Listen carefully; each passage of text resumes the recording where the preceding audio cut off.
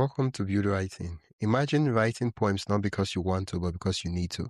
Today's guest, Patricia Harris, doesn't just write poetry, she breathes it. Whether she's weaving dark fantasies under the name Serena Musgraves, crafting children's books, or managing her own publishing company, poetry remains her lifeline, helping her make sense of a complicated world.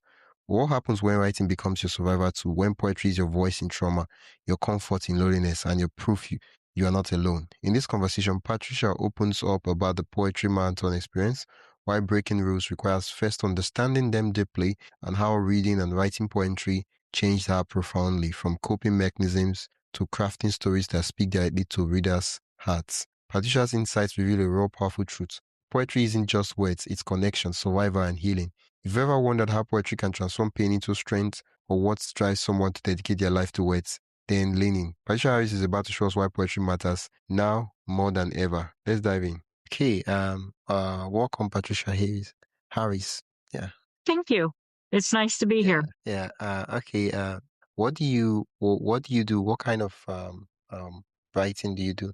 Well, I write poetry, obviously, and I write children's books, and I have a couple of nonfiction books I've written.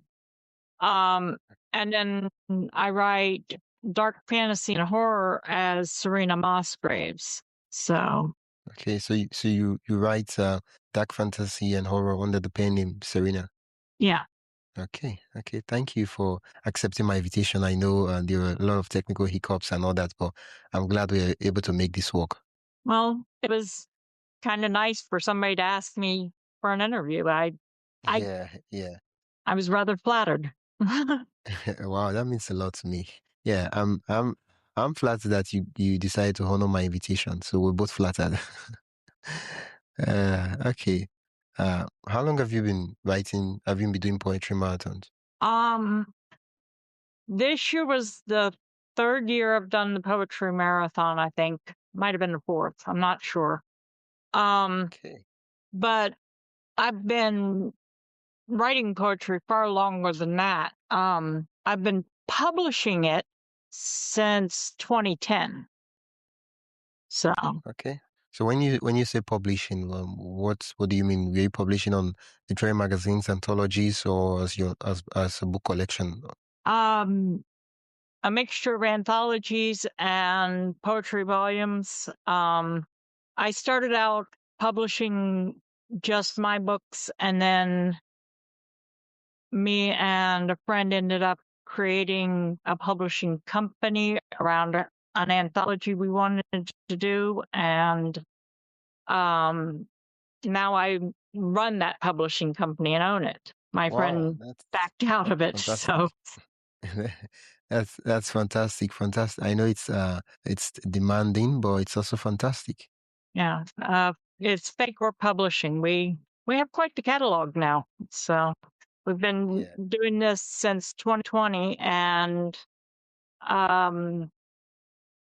I've got probably about 10 authors that I publish on a regular basis, and then we do 2 anthologies a year, one in the fall and one in the spring.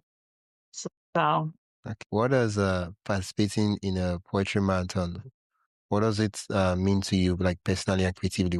What happens when you do? the poetry marathon is a chance for me to challenge myself.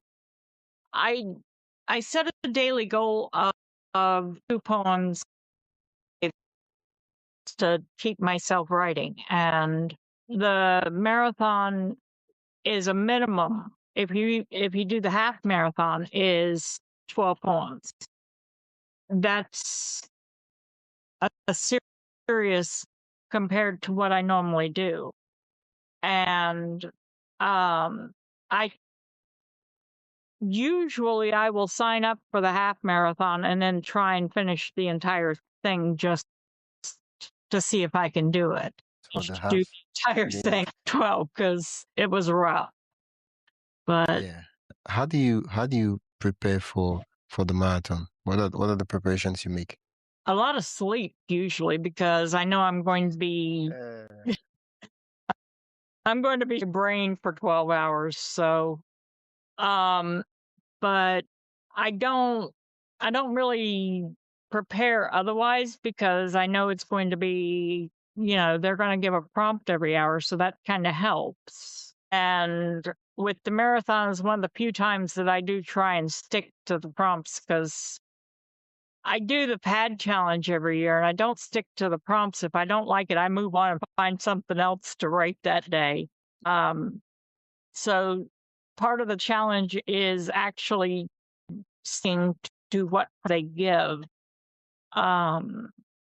There's always at least 2 prompts every hour. There's the picture prompt and the word prompt. So it's a bit easier to find a way to be inspired by whatever prompt they're putting out. But other than making sure I'm well rested and not hungry or thirsty when so there's really not a whole lot else of preparation to do for it. At Yeah. least not for me. Sure, other people have a different Yeah. setup. Yeah. Yeah. So you've been doing poetry marathon for 3 to 4 years around that time. Has there been like can you remember a memorable moment or breakthrough where you're like, wow, and like, I don't know. I mean, this time they had a little app for us to talk on, so it was different. yeah. Yeah, Seiko.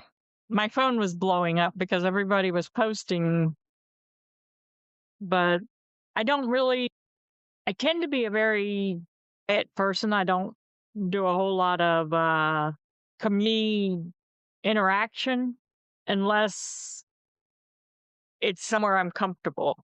And it's always a whole new group of people every time, so I don't end up wanting to say the wrong thing or you know Yeah. How do you balance because with poetry matter, how do you balance the spontaneous inspiration with disciplined writing? Because now you have to write a poem every hour for 12 to 24 hours. well, I have a very understanding partner who, if I am doing that, to go and do things like grab me food or gather other things I need, I don't have to plan things, I can just do. I also have an adult child in the house who, if I say, hey, mom needs help, he'll be there to help me too. So Yeah, between the two of them, I'm taken care of. yeah, you are blessed. Uh, in terms of poetry, right? Is there a particular form that you find particularly rewarding or challenging? Well, I'm a free bird, so all forms are challenging. Um, I try.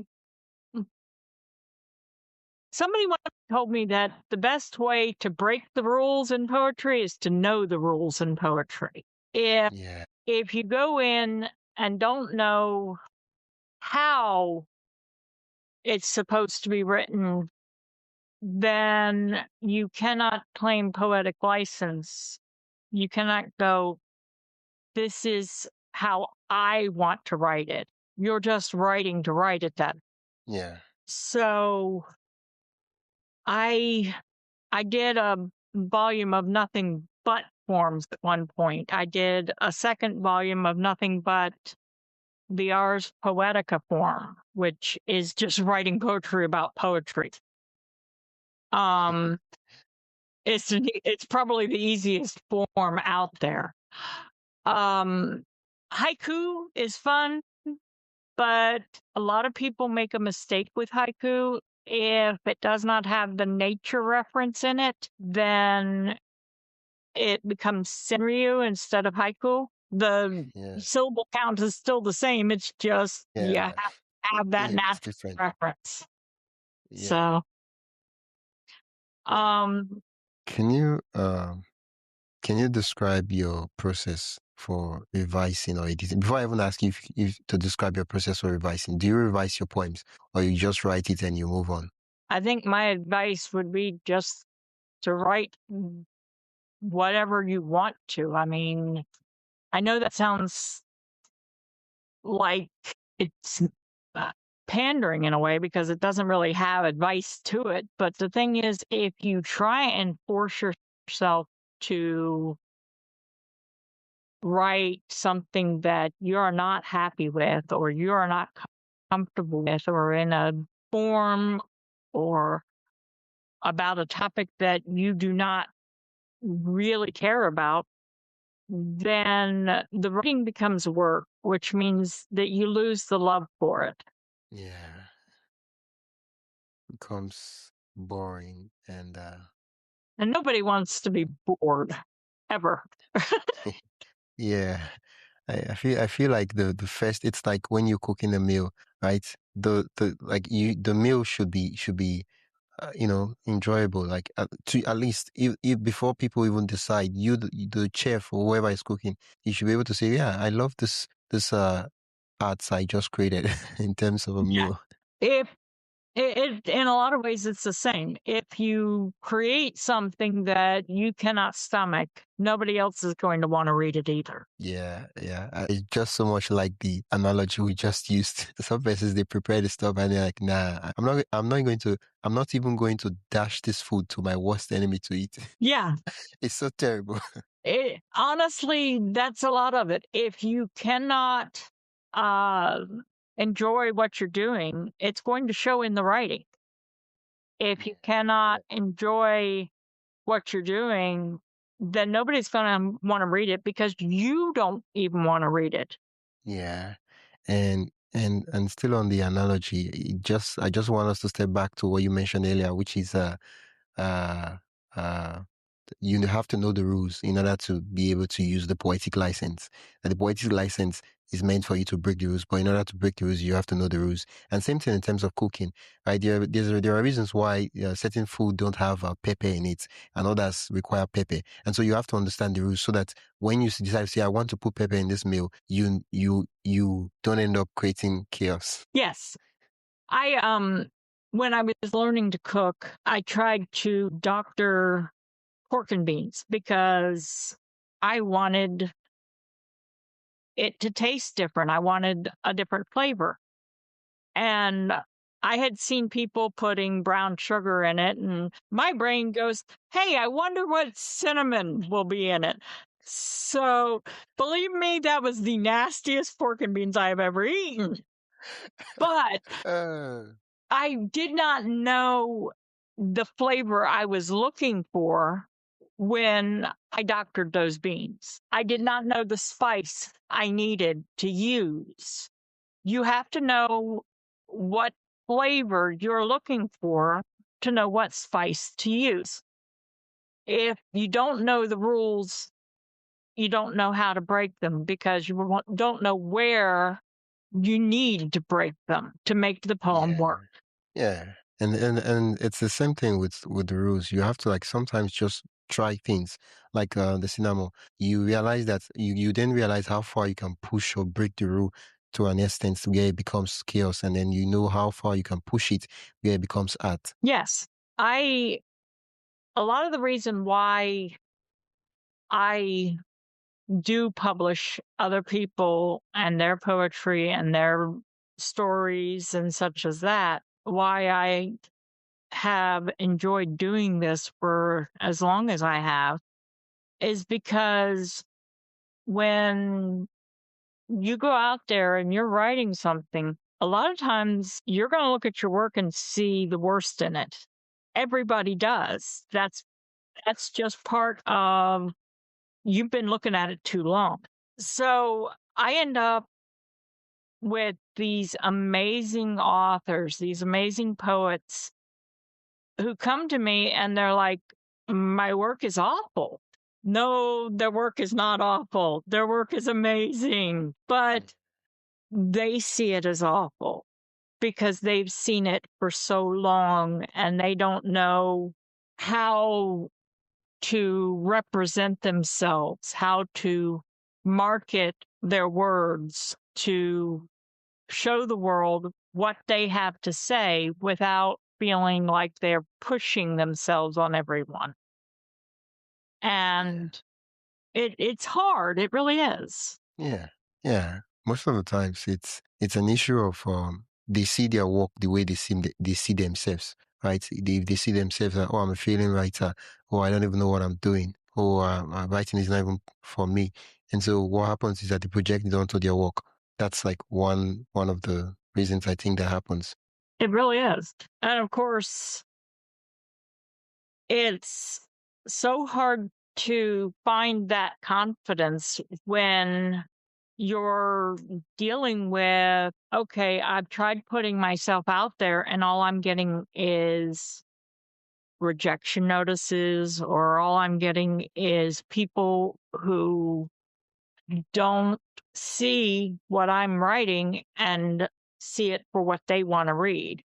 Um, when I first was starting to write some of my stories as Serena, I took a writing class, one of those that uh they put you in a group and critique you and all that good stuff. And the person that led the class had some words of wisdom. She said that if somebody reads your story and or your poetry or whatever you've written and has nothing but bad to say about it, then they're not your reader. Ooh, Your reader, it's going to pick up your work and go, this is amazing. I want more. yeah, And there is so many people out there who have so many different tastes and so many different views on the world that it's not impossible for everybody to have a different opinion of the same book. yeah. Yeah, yeah, that's right. There's certain books that are like classics, and some persons read it, they're like, "Oh, that stuff's absolute dog trash." Exactly. Uh, and like, how come these people call it classics and all that? I can't see what they see there. Yeah. Yeah. Uh, uh, I want us to get a little bit personal, and philosophical. Okay. How has poetry changed you as a person? I'm sorry. I missed that. How has poetry changed you as a person? It has helped me to process a lot of trauma. It has helped me to process a lot of emotion that I did not know where else to put. Um, it has, in a lot of ways, become my coping mechanism with the world.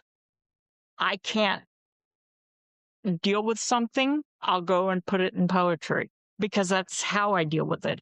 Oh, wow. I know that sounds odd, but No, it doesn't. Everybody has their own. Some persons they do martial arts. Some persons they cook. You just happen to write poetry. it is how I have dealt with my world since I was 9 years old. And I Long am time. 50. So I have been dealing with poetry for a very long time. When I started out, it was very simple. It was me ignoring everything the teachers had to say because why should I pay attention to that? I could point to every poet out there that didn't pay attention to it this time or that time. Or then I learned that there was reasons for each of those rules. And I think my poetry improved over the years, but I still have the very first literary magazine I was ever published in. It was my high school literary magazine, and I was on the staff of it, and I still have a copy of that. Yeah. um, I still have poems that I wrote when I was really young. Not all of them are ones I would say are, something that would sell or be readable now. But Uh, I just feel like you're trying to be very nice to yourself right now. I've always been somebody that's enjoyed poetry in all of its forms. I used to collect poetry books when I was a kid, so it's it's kind of been something that I've been obsessed with for longer than I can remember. Yeah. Yeah. The follow-up question would be, how is reading other people's work of poetry affects your own writing? Um, you just asked me how poetry affects my life. Well, it made me who I am. Yeah. So the question I asked, I don't know if you get it, you heard it, and that is, you mentioned that you love to collect and to gather works of poetry of other writers, and so I'm asking, how is reading other people's works of poetry affect your own writing? It makes me feel like I'm not alone. I can always find a poem that says exactly what I'm feeling, whether I wrote it or whether somebody else did. Um, More often than not, it's usually somebody else that wrote it because sometimes I feel like I can't express it as well as somebody else can. Yeah. Um, it, it's comforting because sometimes you feel like you're all alone in the world, and then just being able to pick up a book and open it to a verse and know that somebody else had at least similar feelings to what you do makes a difference. Yeah, I'm not alone. That understanding is different. Like yeah, I'm going through this, but I'm not alone. I'm not alone. Yeah, it really does. It makes a difference. It makes one feel like there's at least someone out there like me. And that's kind of hard to find in a world today. I mean, as many people as there are from here to Timbuktu, there's a lot of people that are different, and you look at them and you go, why on earth would you do that? Or why on earth would you say that? But then you realize that they would say that and do that because they aren't you. They aren't Yeah, looking at the world through the same lenses you do. They aren't looking at the world through the same experiences that you do. yeah, So when you pick up a book and you read somebody else saying, I've been here, I've done this, I've felt this way, it's comforting. It's especially when you're dealing with things that are just so maddening at times. Um, One of the few books that I've got up on my desk, because most of my books are on bookshelves downstairs. My desk is upstairs. Um, One of the few actual books that I have on my desk is by Rachel Wiley. She's a poet from the Button Poetry Group. And I don't remember, I think it's her Revenge Body book is the one. And there are times when that's just incredibly comforting just to open it up and go, okay, I'm not alone. yeah, And I think that's part of the reason why it stays on my desk, because the other books are within reach. You know, I can easily go downstairs and grab. Um, I think I've got quite a few different ones down there, but the ones that are the most comfort are the ones that feel like, okay, this is me wrapped up in a little book cover. yeah, yeah, And of course, that changes as I've grown because, you know, when I first started collecting poetry books, it was Emily Dickinson and Edgar Allan Poe. Now it's, you know, more contemporary poets, Rachel Wiley, Blythe Bard. I've got uh, Pablo or Paulo Neruda. I cannot. yeah. I know I'm Yeah, pronouncing his name wrong, but Pablo Neruda. Yeah, yeah, yeah. You wrote a lot of poems. yes. Yeah, Uh, my boyfriend bought me that one. My partner, I've been with him for 30 years now, and he doesn't read poetry. He does not particularly like poetry. He doesn't understand it, but he knows that I do. So he went out and bought me that particular volume because he said that it sounded like me. How did you know that it sounded like you? uh, oh, that's. I don't think Are, he meant. are you sure he's not hiding something? You sure it's not? We need to investigate this further. He's hiding something. There's something that he's hiding because how do you know that it sounded like you? Because the choice of, and you happen to be a poet that you find you really, really love his work. Yeah. Well, he opened it up and there was one line about loving someone like dark things are supposed to be loved. And I know I'm not quoting the line exactly, but that's why he bought it, was that one line. He said, "That sounds like you." And I'm like, that does not sound like me, but it does sound like something that I can accept as a good gift. So, Yeah. Okay.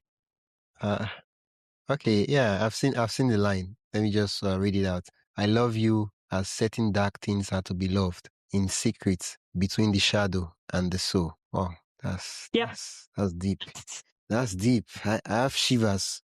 Wow. Oh, man. Like I said, he opened up to that one line, and that's why he bought it for me. And it was like, Oh. that's a good gift. I can deal with that. Between the shadow and the soul. Well, that's really exciting. In terms of writing poetry, as a writer, as a poet, what do you hope or want your poetry to achieve or communicate to your readers? The same thing that other people's poetry achieves for me. I hope that someone picks up one of my volumes and goes, I'm not alone. And that, to me, would be the ultimate end of everything, because to my mind, words written are meant to be read. Okay. Yeah. I wrote the children's books I did because they were the stories I told my son when he was young. And I just wanted them written down so that other children might enjoy them. Yeah. And a couple of years ago, one of my now friends contacted me. At the time, she was just somebody I'd just met, and she goes, my son wants to know when the next Pip the Pup's coming out. He says, more Pip, please. I'm like, Yeah. I hadn't even thought about writing more, but because her son asked, there's now 4 Pip the Pup books, and then he wanted Serena to write kids' books for him. So there's going to be 2 Serena Musgraves kid books coming out, horror kids' Yeah. books, because that apparently is a thing. Yeah. Congrats on that. How do you define success as a poet or writer? I don't know. That's hard. uh, uh, I, oh, okay. Let me rephrase the question. How do you know that you're doing well as a poet or writer? Usually, I know I've done well when something that I have shared into the world, on social media or something of that nature, Yeah. gets shared again, or somebody comments on it. I have a terrible view of my own writing. I know I see a whole lot better people out there, and I honestly do keep expecting somebody to come up and go, what game are you playing? You know you shouldn't be here. And of course, I'm living my dream here. So Yeah. So we'll be I think that it's easy to just say, hey, this is good. But then sometimes, like I made an image for my blog to post one of my poems last Sunday. And a friend of mine today goes, did you mean to make this little boo-boo? And pointed out a typo I had on it. So it took her a week to notice the typo, and I didn't even notice it because I've been doing other things. And nobody else said anything, so I'm guessing nobody else saw it. Yeah.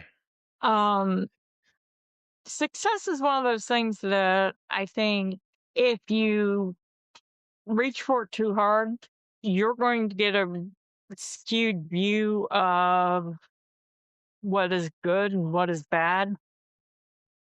And you're going to start trying to write just for the point of reaching success instead of writing for what matters to you. Yeah, it's strange because as much as you define that you're trying to reach for success, you actually have defined what success means to you, and I'll explain what I mean by that. For me, the writing itself, the work itself is the success. So if I can show up and I write and I love what I write, like at that point in time, that experience is the success. Now, of course, if the work gets published, that's wonderful, that's nice. Well, those ones are just like byproducts. There have been poems that felt like that. The success was just getting them written. Yeah, indeed. But there have been others that I've looked at them and gone, feel like I'm missing something there. And then I'll go back in a year or two and I'll look at it and go, why did I ever feel like I was missing anything? It looks fine. Yeah. It's just right there at that moment. I feel like I have more to say, but I don't know what else to say. So that's why I say the success is not something that's always just getting it written. Because sometimes you get it written and you feel like it's not quite done somehow. Yeah. Yeah, it lingers on your mind, and then eventually you get to writing that missing piece. I've found that I end up writing about the same topics a lot. I have several poems on insomnia, for example. I have several poems on migraines because these are things that have haunted me most of my life. They are different, each and every one of them. But apparently, I've got more to say about that particular topic than I might about, for example, political topics or, topic. And I asked someone, one of the poets that I published, I asked her, she had done a themed volume of poetry, a very good one, about unrequited love. And I said, how do you manage to write a whole volume about one theme so smoothly? There's no hesitation in there about, between the poems. There's no change in topic. It's all smoothly written and very flowing. And she says, oh, that's easy. I have a folder, one for each topic. And then when the folder is full, it's a book. Wow. And, that actually changed how I wrote my volumes. I started actually doing some that were just themed because I can do that. I can put, the poems in a volume, and this is not done until I've got enough poems to make a book. Yeah. So that made me feel like I was actually doing better with how I was putting together these books. Then when I first started doing this, I do all the covers for my own books. I do all the covers for Paycor, unless an author wants to bring a cover in that they bought or something of that nature. I'm very good at cover design. Patricia, But when I first Patricia, started, can you see me? Can you see me? yeah, I can see you. Okay. What's the name of your publishing company? I just want to search it out so that people can go check it out. Paycor Publishing. It's FAE. Can you see my screen? Yes, I can. FAKE. E. No, not fake. FAE. CORPS. That's me. The first one right there. Oh, this is you. Okay, helping indie authors find. Okay, where would I see a list of all the books you've worked on? Yeah. Oh, these are some of the authors. Yep, that's our authors. Okay, yeah, these are the books. Okay, so we can just see some of the cover works that you. I was expecting Those to are see a list of the books. tagged books. Which Oh, a they're lot tag of us are books. yeah. Oh, I'm actually looking for the actual books, like where they list the books with their cover arts and people can link to it and go get them. Where would that be? That would be at the reading list, which if you go back a page. Back. This is the homepage. Mm-hmm, Okay. back to the search. It was Okay, the search. second. Yeah, There's it a was search. this. The search on the sites. What should I search? I'm trying to. If you go Okay, back to the I Google see something. search, Okay, if because I go back to Google search, okay. yeah, Let's try that. because What will I search? books to read Paycor. It's Books to read. Oh, it's a blog. Is it a blog post on this this is website? our blog. So Okay. But is it the same website? Is it the same website as this one? yeah, this is our blog. I don't know if it'll bring up the link or not. Okay, these are upcoming books. Would the books be here? Yeah, that was last year's post. Let's see what it says. So it's quite hard to find. You understand what I'm looking for, right? I'm going to have to adjust the front page to have that link to where it'll direct. Okay, let me search for it on Google. Books to read. Fee Corps. Is this you? LLC right there. Okay, yes. Okay. Oh, okay, but so it's not on your website. Oh, I see. This is our books that we have out. All of them. Are you the one that designed all those books? Yes. Including the children books. Wow. I have designed all the covers. There's only one cover that I didn't design, and that was under one of the romance books. So okay, which one of it?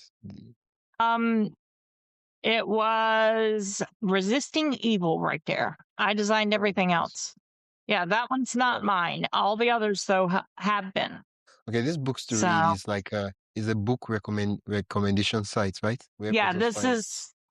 If you end up clicking on one of the covers, it would take you to the books to read link for it, which would take you to where you can buy them and all that. Oh, okay. So let's say I was to get ebook.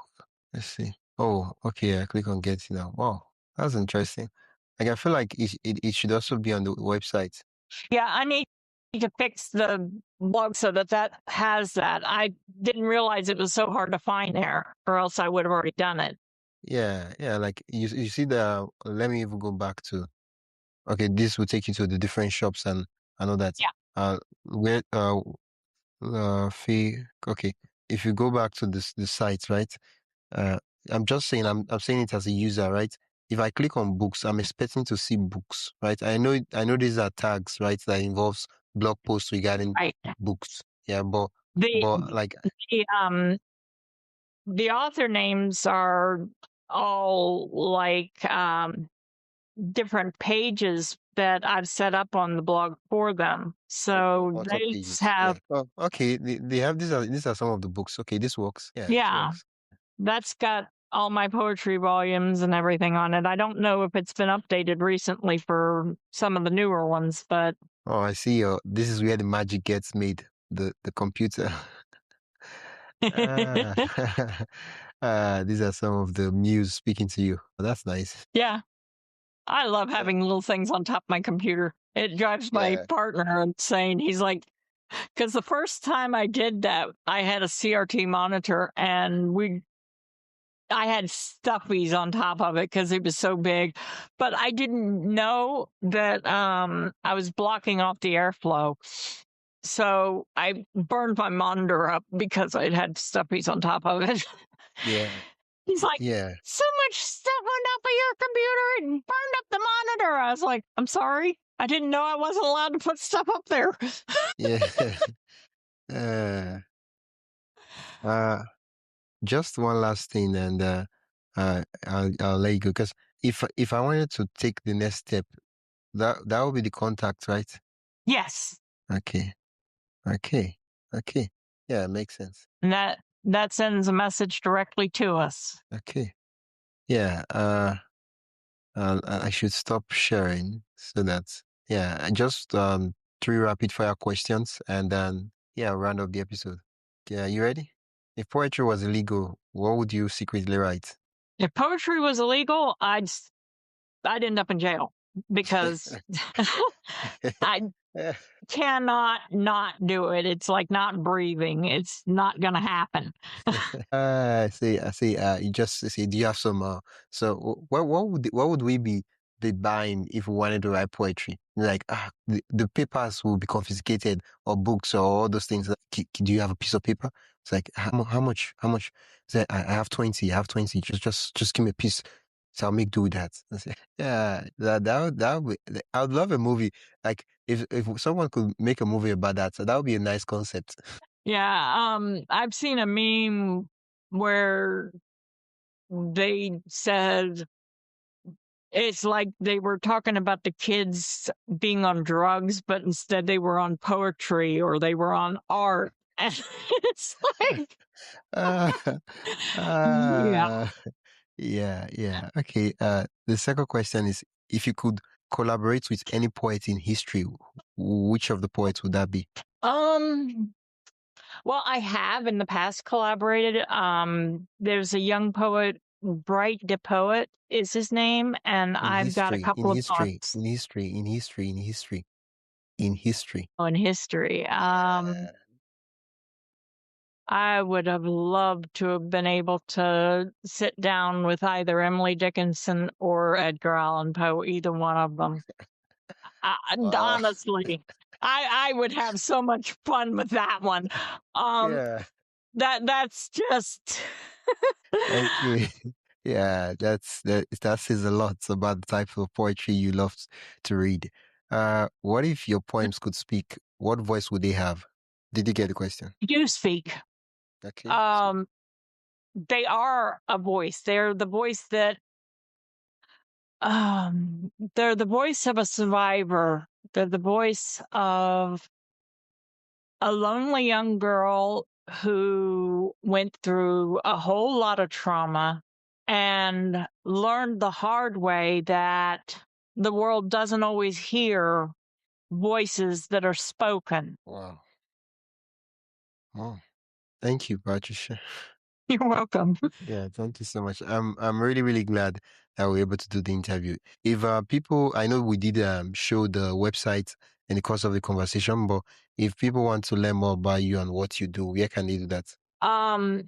Well, if they don't go through the website that you showed, the other one that has a lot of my stuff on it is pattymouse.blog. It is literally Can you my can you spell the party so that I make sure I get the link correct? PATTIMOUSE.blog. Oh, Patty Mouse. Yeah. Yeah, that is my personal blog. That's where I Okay. post a lot of my poetry and some of my art and generally talk about the weirdness that is me. Yeah. And I tend to post on both, but occasionally I'll have an intern helping me with the paper. Thank you for listening to Build Writing. If you enjoyed today's episode, please subscribe wherever you get your podcast. and share it with a friend who loves poetry and creative writing. Leave us a quick review or rating. It really helps others find the show. You can also connect with me, and I'd love for you to subscribe to the newsletter. I send all the behind the scenes things I'm experimenting on and things I'm working on in terms of creative writing. Yeah, it'll mean a lot to me. And I share the writing prompts, behind the scenes, speaks, and more. Yeah, a lot of things. And if you have any questions or ideas, feel free to reach out to me, and I'll be sure to respond. I'd love to hear from you. Next week, we'll be diving into something really, really amazing. And you have to tune in next week to find out what that will be. Until next time, keep writing, keep building your craft. See you next time.